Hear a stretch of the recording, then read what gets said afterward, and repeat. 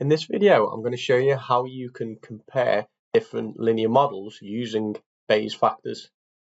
I'm sure if you're watching this video, you understand that you can compare different linear models, say in a hierarchical regression model, and you can see if different models with different variables added to them are significantly better using f-statistics, looking at r-squared change and so on. It is actually possible as well, and it's relatively simple to do, to produce Bayes factors to see if you see a noticeable improvement in models when you add variables to them. To do this, we can use the Bayes test R package, which you'd have to install and then pull it from your library. So this is the data we're going to use. We've got units of alcohol consumed and age of participants. And then what I want to do is create a null model. So my dependent variable is number of units consumed. I want to see if age predicts number of units my participants consume.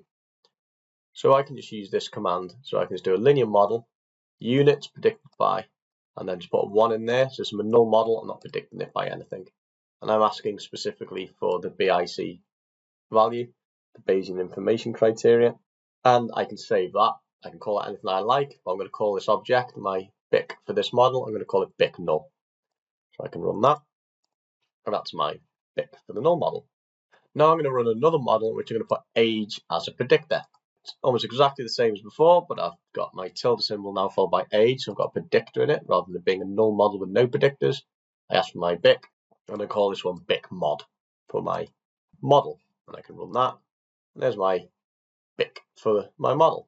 I've got those two statistics. What I can do is I can produce a Bayes factor, a single value, which is a level of evidence for whether my model with the predictors in it is substantially better than my model with no predictors or my null model. And I use the BIC to BF or Bayes factor command. And when I do this for just one comparison, I can just say I'm interested in my BIC mod, so the one with predictors in it, and my denominator, what I'm comparing it to, is my null model. And if I run that, I've got my Bayes factor. For this is the level of evidence for the model being improved by adding my predictor to it.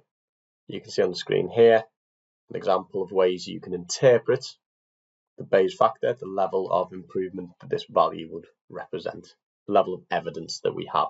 We could add another variable. So say we're going to have children, 0 and 1. This is whether our participants have children or not. 0 meaning they don't have any children, 1 means they have children. Good on that. And then we've got BIC mod 2. So we've now got another model, because this model has an additional variable in it called children. So I can run that, and that's my value for this model. And again, what I can do is I can have my BIC to BF command. This time I can add a list instead, so I can be multiple at once and say, well, these are the ones I'm interested in, my BIC mod and BIC mod 2. And my denominator, what I'm comparing to, is BIC null, to see if my null model. So is this model better than null? So we can do multiple comparisons at once.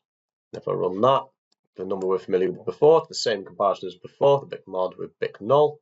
And then here's the evidence for model 2 being better than the null model. So we see some very strong evidence in this example.